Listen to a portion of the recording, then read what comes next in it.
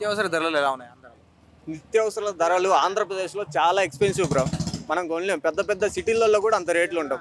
మన ఆంధ్రాలో మాత్రం మామూలు రేట్లు ఉండవు, బీభత్సంగా ఉంటాయి. అసలు ఎవడు కొనలేడు కూడా. అవి నిత్యావసరాల ధరలు కావచ్చు, మద్యం కావచ్చు, ఇవి సరుకులు కావచ్చు. పథకాలు ఇచ్చుకుంటా తీసుకుంటున్నారని అంటారు. అది 100% బ్రో. పథకాలు ఇలా ఇవ్వడం, 10,000 ఇవ్వడం, 15,000 తీసుకోవడం, ఆటో వాళ్ళకి 6,000 ఇవ్వడం, 16,000 లాక్కోవడం, ఛార్జెస్ పెంచుకోవడం. ప్రతిరోజు దినదిన ఛార్జ్. మనం ఫోన్ ఓపెన్ వేటు నుంచి ఇప్పుడు అట్లా ఓపెన్ చేస్తే చాలు, ఈరోజు ఈ రేటు పెరిగింది, కందిపప్పు పెరిగింది, ఆయిల్ పెరిగింది. పెట్రోల్ ఈడ 111 ఉంటే ఆడ 113 ఉంటుంది. అట్లా ఉంటుంది. కరెంటు బిల్లు ఇంకా లాస్ట్ ఇయర్ 1-2 రూపాయలు పెరుగుతుంటేనే లాస్ట్ ప్రభుత్వంలో అసెంబ్లీలో వేస్తే నాకు అర్థం కావట్లేదు అసలు ఈ కరెంటు బిల్లులు. అసలు నేను ఎక్కడ చూడని రేట్లు ఇవి అన్నాడు. ఇప్పుడు చూడని రోడ్లు అసలు మన భారతదేశంలో లేని రోడ్లన్నీ మన ఈ ఆంధ్రాలోనే ఉన్నాయి. ఆ రోడ్లు ఏంది, ఆ కరెంటు బిల్లులు ఏంది? Current bill వాచిపోతుంది. ఫ్యాన్ వేసుకుంటే చాలు, ఫ్యాన్ కొనేంత రేట్ వస్తుంది కరెంటు బిల్లు. మరి ఏసీ వేస్తే మళ్ళీ ఇల్లు అమ్ముకోవాలా, అట్లుంది. రోడ్లు డ్రైనేజ్ వ్యవస్థ డ్రైనేజ్ ఉంటాయి కదా బ్రో.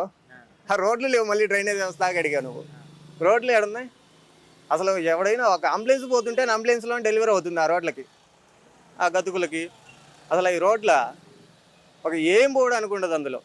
వైసీపీ మినిస్టర్స్ మన జనసేన పార్టీని, టీడీపీ పార్టీని విమర్శిస్తున్నారు. ఎలా అనిపిస్తున్నా? విమర్శించినందుకే వాళ్ళకి పదవులు ఇచ్చింది.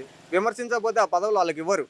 నువ్వు ఈ తిట్టు, పవన్ కళ్యాణ్ తిట్టు, చంద్రబాబు తిట్టు, బూతులే. మళ్ళీ మామూలుగా వాళ్ళని వ్యక్తిగతంగా తిట్టాలా.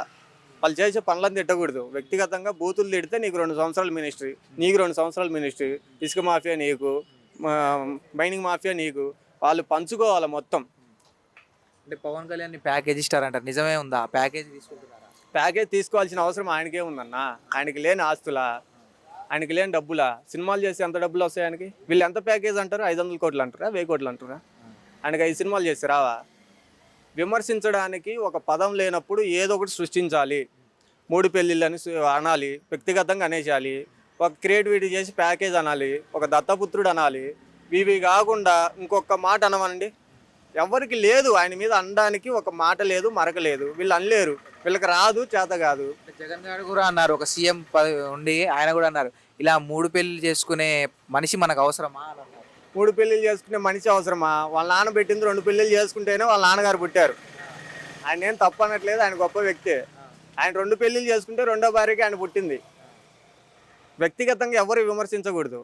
నువ్వు ప్రొఫెషనల్గా ఉన్నప్పుడు నీ ప్రొఫెషన్ గురించి నువ్వు మాట్లాడు, రాజకీయంగా దెబ్బ కొట్టు. అంతేగాని 3 పెళ్ళిళ్ళు చేసుకుంటే 30 పెళ్ళిళ్ళు చేసుకుంటే అది నీకు అనవసరం. వాళ్ళే భార్యలు విమర్శించలేదు, కొడుకులు విమర్శించలేదు, వాళ్ళ బంధువులు విమర్శించలేదు. నా మొగుడు ఇట్లాంటోడని ఎప్పుడు చెప్పలేదే? చెప్పరు, ఎందుకంటే మరక లేదు.